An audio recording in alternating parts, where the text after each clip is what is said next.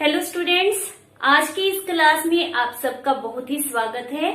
आज हम करने जा रहे हैं क्लास 9th का चैप्टर 4 परमाणु की संरचना।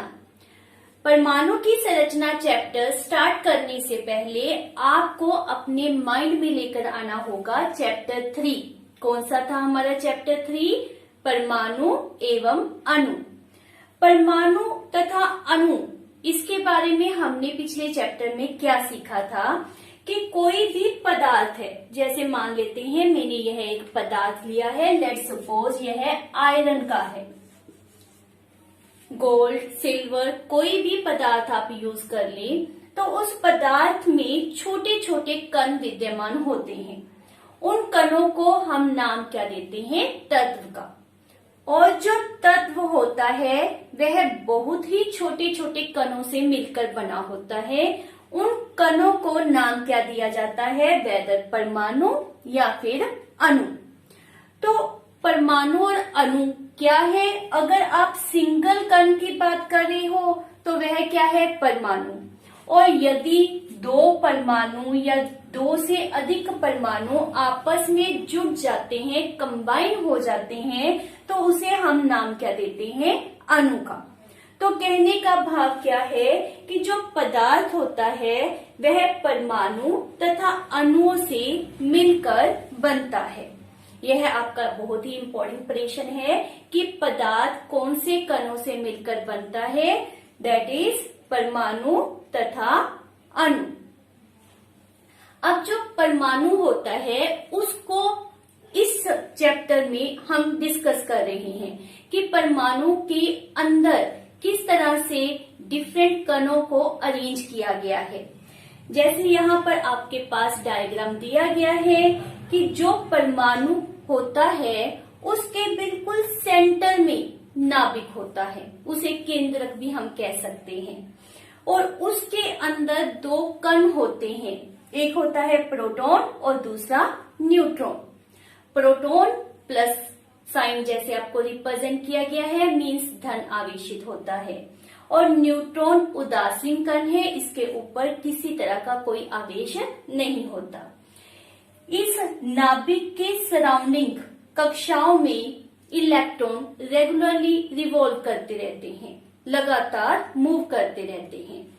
ये जो इलेक्ट्रॉन होते हैं इनके ऊपर माइनस साइन शो किया गया है, मींस ये नेगेटिवली चार्ज्ड पार्टिकल होते हैं। तो यह है परमाणु की संरचना। क्या यह परमाणु की संरचना जो मैंने अभी एक मिनट से भी कम समय में आपको बताई, क्या ये एकदम से ही साइंटिस्ट के माइंड में आ गई? भी साइंटिस्ट को इमीडिएटली पता चल गया कि इसके अंदर ये कण प्रेजेंट है, इस तरह से इन कणों को अरेंज किया गया है? नो, ये बहुत ही हार्ड वर्किंग, बहुत सी रिसर्चेस का रिजल्ट है। सबसे पहले इसके अंदर जो कण प्रेजेंट है, whether electron, proton, neutron, different scientist के द्वारा during the different period of time इनकी डिस्कवरी हुई। फिर जब इनकी डिस्कवरी होगी, then how these are arrange in परमाणु, या यू कैन से दूसरा नाम होता है परमाणु का एटम। तो एटम के इनसाइड इलेक्ट्रॉन, प्रोटॉन, न्यूट्रॉन को किस तरह से अरेंज किया हुआ है उसका पता करना, that is quite tough. Method of procedure वहां पर अप्लाई किया गया, डिफरेंट साइंटिस्ट के द्वारा डिफरेंट रिसर्च की गई, जिसके रिजल्ट डिफरेंट मॉडल्स आए, like the Thompson model and Rutherford model, जिसको आज हम यहाँ पर डिस्कस करेंगे। नो डाउट थॉमसन, रदरफोर्ड, यहाँ तक ही स्टॉपेज नहीं लगा, इसके बाद भी हमारे पास डिफरेंट मॉडल आए। के बाद बोहर मॉडल आया, क्वांटम मैकेनिक मॉडल आया। ऐसे रिजल्ट हमारे पास जो आपके सामने रिप्रेजेंट किया गया है वह परमाणु हमारे पास ऑब्टेन हुआ। तो स्टार्ट कर रही हैं विद द स्टडी कि किस तरह से one by one step wise चलते हुए हमारे पास यह परमाणु ऑब्टेन हुआ। तो शुरू में इन द 19th सेंचुरी वैज्ञानिकों के सामने सबसे बड़ी चुनौती थी कि we have to find out what is atom. Atom क्या है, परमाणु क्या होता है, उसकी संरचना क्या है और उसके गुणों के बारे में पता करना। First of all, Dalton scientist के द्वारा एक परमाणु सिद्धांत दिया गया था, जिसके द्वारा रेफर किया गया था कि जो परमाणु होता है वह अविभाज्य है। Means let's suppose this is परमाणु, मीन्स यह अविभाजित है, इसको फर्दर छोटे छोटे कणों में आप विभाजित नहीं कर सकते, ये कहना था हमारे डाल्टन साइंटिस्ट के द्वारा। लेकिन जैसे जैसे फर्दर डिस्कवरीज हुई तो ये पता चला कि जो परमाणु है वह विभाजित हो सकता है, उसके अंदर भी कण प्रेजेंट है। तो उसका सबसे पहले पता चला with the help of static electricity, जिसे हम दूसरा नाम देते हैं घर्षण विद्युत। मीन्स जब आप दो वस्तुओं को आपस में रगड़ते हो तो एक वस्तु से इलेक्ट्रॉन्स मूव करके दूसरी वस्तु में चले जाते हैं। अब किस वस्तु से इलेक्ट्रॉन मूव करेंगे ये डिपेंड करता है कि किस में इलेक्ट्रॉन और नाभिक के बीच में आकर्षण बल कम है। जिसमें आकर्षण बल कम होता है वहां से इलेक्ट्रॉन मूव करके दूसरी वस्तु में चले जाते हैं। तो एज ए रिजल्ट क्या होगा, जिस वस्तु में इलेक्ट्रॉन पहुंच जाते हैं वहां पर आवेश, जिसको कहते हैं नेगेटिव आवेश आ जाता है, और दूसरी वस्तु के ऊपर पॉजिटिव आवेश आ जाता है। यहाँ से इलेक्ट्रॉन मूव करते हैं। तो अब एक के ऊपर पॉजिटिव और दूसरे के ऊपर नेगेटिव आवेश, जिसके कारण दोनों में आकर्षण होगा, क्योंकि हमें अच्छी तरह से पता है जो आवेश एक दूसरे से विपरीत होते हैं, जैसे कि प्लस तथा माइनस, वह एक दूसरे को आकर्षित करते हैं। तो वे दोनों एक दूसरे को आकर्षित करते हैं। इसको एक्सप्लेन करने के लिए हमारे पास बहुत ही सिंपल एक्टिविटी है, जिसे आपने पहले भी देखा होगा।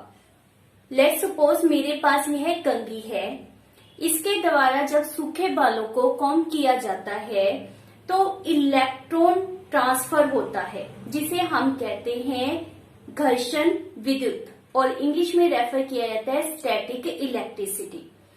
एज ए रिजल्ट कंघी के ऊपर चार्ज आ जाएगा, यह आवेशित हो जाएगी तथा कागज के छोटे छोटे टुकड़ों को अपनी तरफ खींचने लग जाएगी।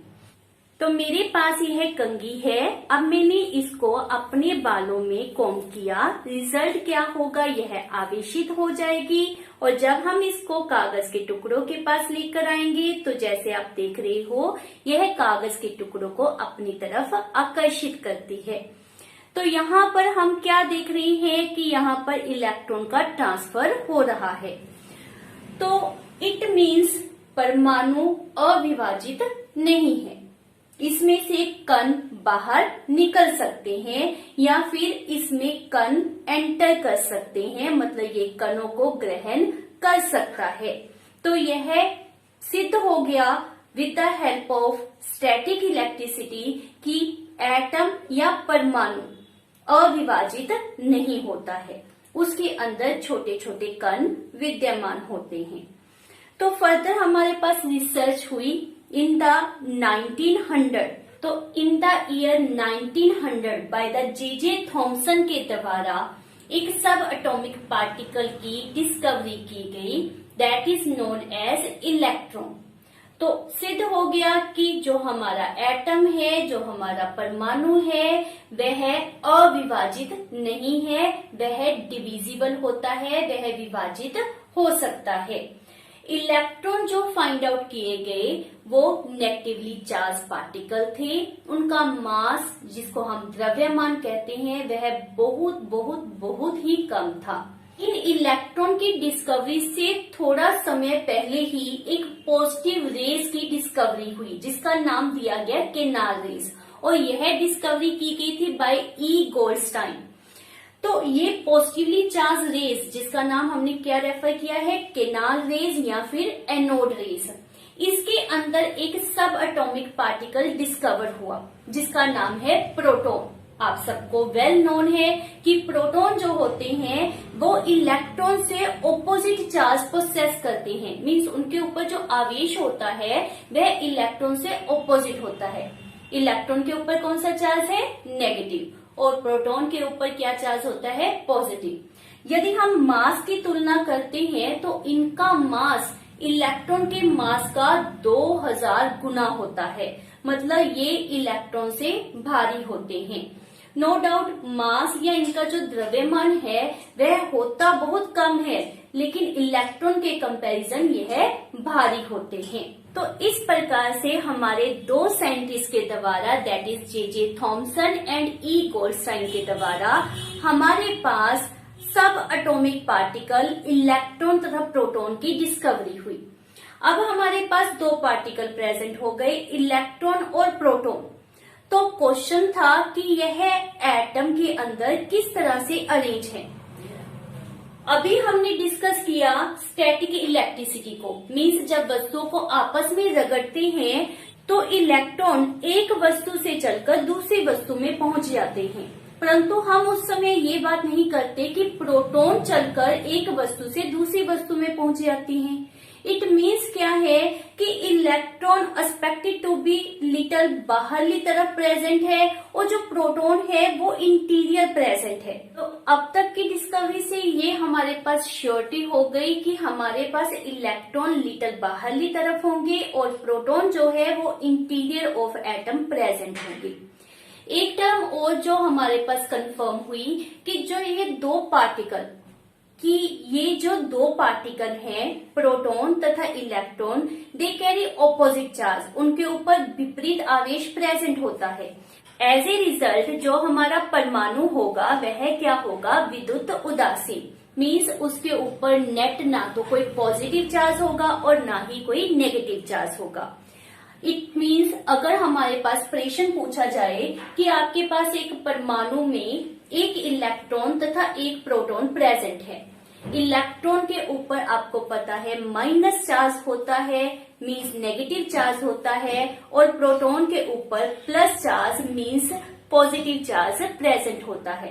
तो ये दोनों एक दूसरे को न्यूट्रलाइज करेंगे, एक दूसरे को बैलेंस करेंगे और हमारा परमाणु हमेशा क्या होगा, विद्युत उदासीन। इलेक्ट्रॉन तथा प्रोटॉन की संख्या हमेशा एक परमाणु में बराबर होती है। और इन्हीं पॉइंट ऑफ व्यू के ऊपर हमारे scientist that is J Thomson के द्वारा मॉडल दिया गया, जिसको अब हम स्टडी करेंगे। एटम की संरचना को रिप्रेजेंट करने वाला सबसे पहला मॉडल हमारे पास दिया गया by the scientist J Thomson in the year 1904, means 1904 ईस्वी में।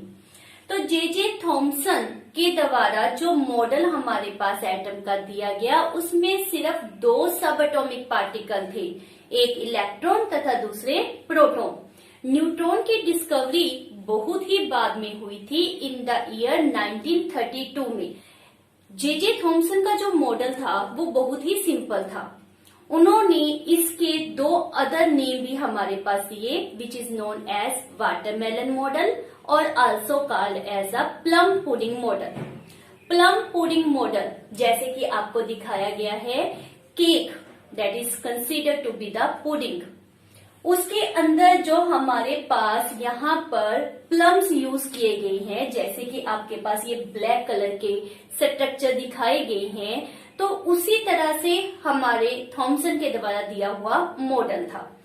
उनके कहने का मीनिंग ये था कि जिस प्रकार पुडिंग में प्लम धसे हुए होते हैं, उसी प्रकार से धन आवेशित गोले के अंदर इलेक्ट्रॉन धसे हुए होते हैं। मीन्स उन्होंने पुडिंग को धन आवेशित गोले से कंपेयर किया और उसके अंदर जो प्लम्स प्रेजेंट थी उसको कंपेयर किया गया विद द इलेक्ट्रॉन। तो हमारे पास बाय जे थॉमसन क्या रेफर किया गया कि परमाणु एक धन आवेशित गोला होता है। जब इसको केक से कंपेयर किया जाता है, जिसको हम पुडिंग रेफर कर रहे हैं, तो केक में जिस प्रकार सूखे मेवे मीन्स प्लम्स धसे हुए होते हैं, उसी प्रकार से धन आवेशित गोले के अंदर इलेक्ट्रॉन धसे हुए होते हैं। आप इसको वाटरमेलन के साथ भी कंपेयर कर सकते हो। वाटरमेलन के अंदर जो रेड पार्ट हमारे पास रिप्रेजेंट किया गया है वह है हमारा धन आवेशित पार्ट। और जो इसके अंदर सीड्स प्रेजेंट हैं, जो बीज प्रेजेंट है, वो क्या रिप्रेजेंट करते हैं? इलेक्ट्रॉन्स को। और ये इलेक्ट्रॉन आप समझ सकते हो कि जिस प्रकार अभी हमने प्लम पुडिंग मॉडल की बात की या फिर वाटरमेलन के साथ कंपेयर करके बात कर रहे हैं, तो हम क्या रेफर करें कि इलेक्ट्रॉन्स जो है वो अपनी जगह पर फिक्स है, they are not able to move, वो बिल्कुल भी मूव नहीं कर सकते, वो अपनी जगह के ऊपर धसे हुए होते हैं, they are not movable one. परमाणु जो होता है वह वैद्युतीय रूप से उदासीन होता है, जैसे कि अभी हमने पहले भी डिस्कस किया कि इलेक्ट्रॉन की संख्या ऑलवेज प्रोटॉन की संख्या के बराबर होती है। जो इसमें धन आवेशित पार्ट है और जो ऋण आवेशित पार्ट है, मीन्स पॉजिटिव और नेगेटिव दोनों की संख्या एक दूसरे के बराबर होगी, इसीलिए परमाणु क्या मिलता है हमें? उदासीन। तो यह था हमारे पास थॉमसन के द्वारा दिया गया मॉडल। जैसा कि आप देख रहे हैं कि यह मॉडल बहुत ही सिंपल है, आप इसको अधिक प्रोफेशनल कंसीडर नहीं कर सकते, जैसे इसमें कंपैरिजन किस तरह से किया गया है with the watermelon, with the plum pudding, तो this is not consider as a very good model. As well as further दूसरे साइंटिस्ट के द्वारा जो एक्सपेरिमेंट किए गए, तो उन एक्सपेरिमेंट के ऊपर भी हमारा यह जो मॉडल है यह फिट नहीं बैठता था। जैसे कि रदरफोर्ड के स्कैटरिंग एक्सपेरिमेंट को एक्सप्लेन करने के लिए जब जे थॉमसन के इस मॉडल को यूज किया गया, तो यह वहां पर फिट नहीं बैठता था, यह स्कैटरिंग एक्सपेरिमेंट को एक्सप्लेन नहीं कर सका। So we have need of another model which is known as Rutherford's model. तो रदरफोर्ड के मॉडल में in comparison of Thomson model क्या हमारे पास न्यू टर्म्स आई, हम उनको स्टडी करते हैं। नेक्स्ट हम करने जा रहे हैं बहुत ही important model, Rutherford's model of atom given by Ernest Rutherford in the year of 1911। Rutherford scientist is known as father of nuclear physics. Ernest Rutherford के द्वारा परमाणु के नाभिक की खोज हुई by his experiment which is known as scattering experiment. तो किस प्रकार रदरफोर्ड अपने मॉडल के ऊपर पहुंचे, उसको समझने के लिए सबसे पहले हम उनके स्कैटरिंग एक्सपेरिमेंट को समझते हैं। स्कैटरिंग एक्सपेरिमेंट करने के लिए उन्होंने गोल्ड फॉइल को यूज किया। वाई गोल्ड फॉइल को ही क्यों यूज किया गया? किसी और धातु को, let's suppose silver, copper, iron, इस तरह की किसी धातु का उपयोग इस एक्सपेरिमेंट के लिए क्यों नहीं किया गया?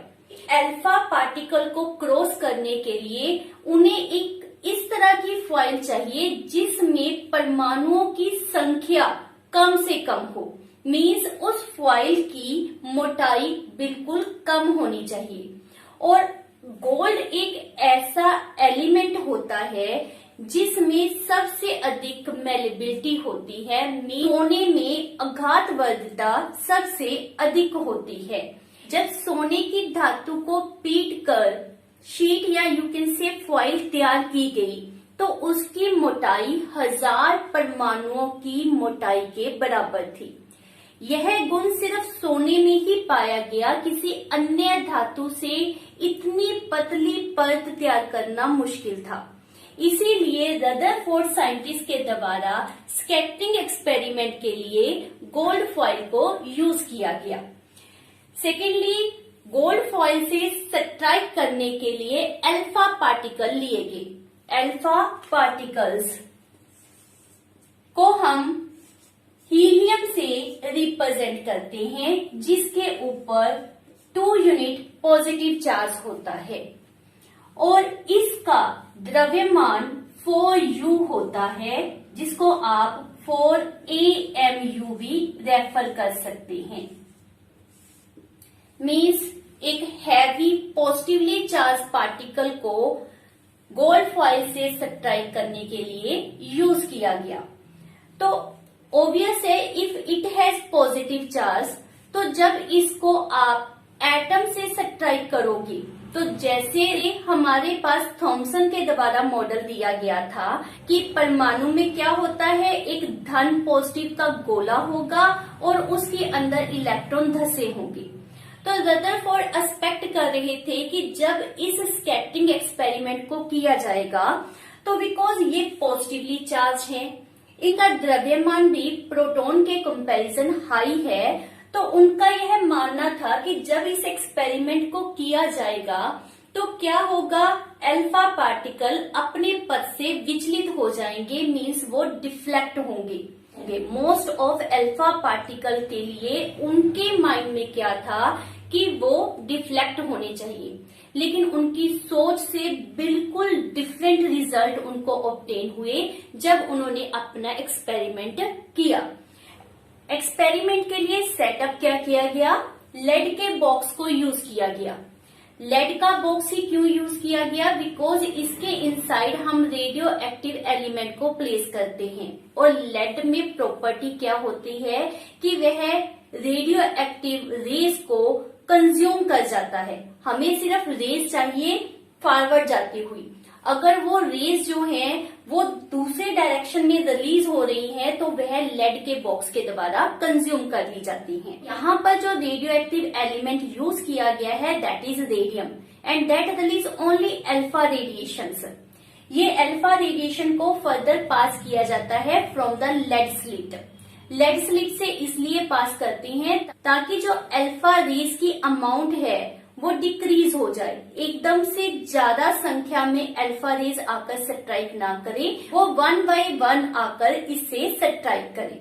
ये ऐसा ना हो कि एक बार में ही काफी भारी संख्या में अल्फा पार्टिकल गोल्ड फॉइल के साथ स्ट्राइक करे, क्योंकि इस तरह करने से हमारे पास अच्छा रिजल्ट ऑब्टेन नहीं होगा। जब आपके पास 1 by 1 अल्फा पार्टिकल आकर स्ट्राइक करेंगे तो क्या उनसे रिजल्ट ऑब्टेन होता है, उनको समझना, अंडरस्टैंडिंग करना इजी हो जाएगा।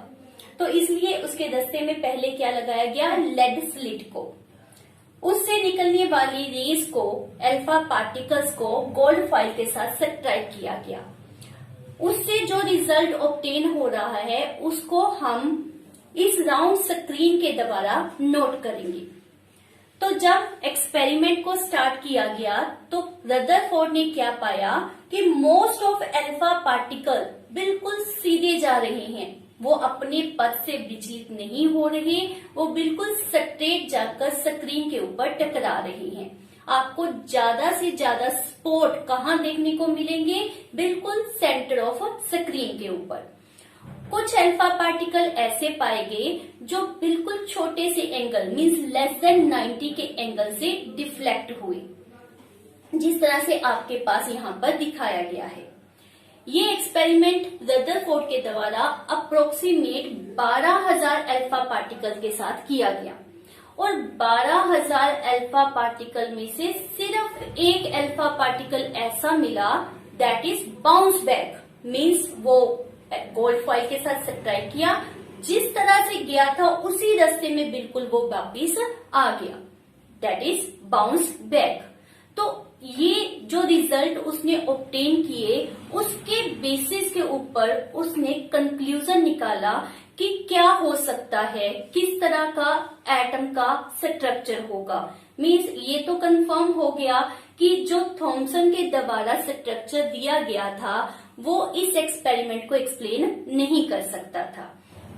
एक्सपेरिमेंट के ये रिजल्ट रदरफोर्ड के लिए बिल्कुल अनएक्सपेक्टेड थे। यह उसके लिए वैसे ही था जैसे कि 15 इंच के शेल को लेट्स सपोज किसी टिश्यू पेपर के ऊपर हिट किया जाए और आप सोच रहे हो कि वो टिश्यू पेपर को क्रॉस करके आगे चला जाएगा और रिजल्ट क्या आता है कि that comes back and hit you.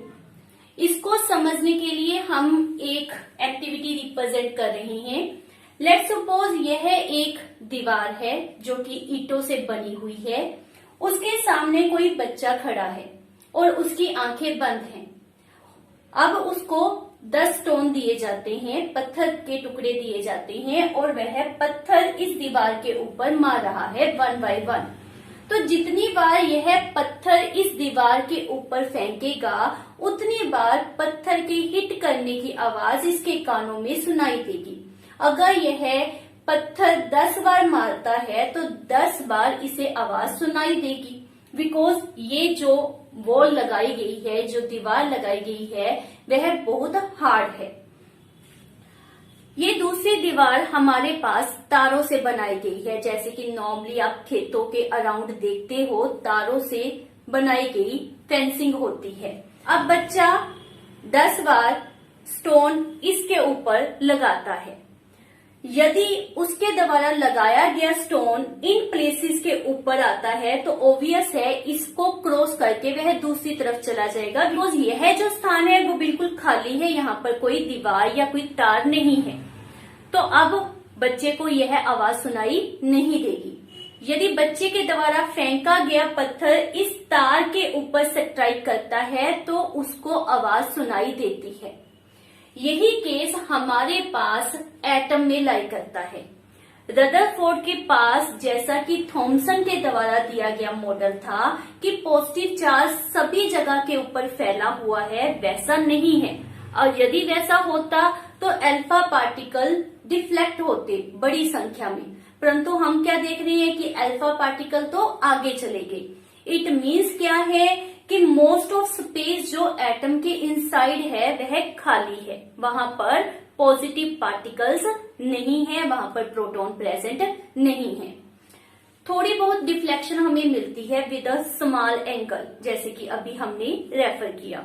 तो इसका कारण क्या था? इसके कारण हमारे पास रदरफोर्ड ने मेंशन किया कि एटम के बिल्कुल सेंटर में बहुत थोड़ी सी जगह के ऊपर whole the positive charge present होगा। मतलब जितना भी पॉजिटिव चार्ज है एटम का वो सारा कहां पर प्रेजेंट होगा? बिल्कुल थोड़ी सी जगह के ऊपर।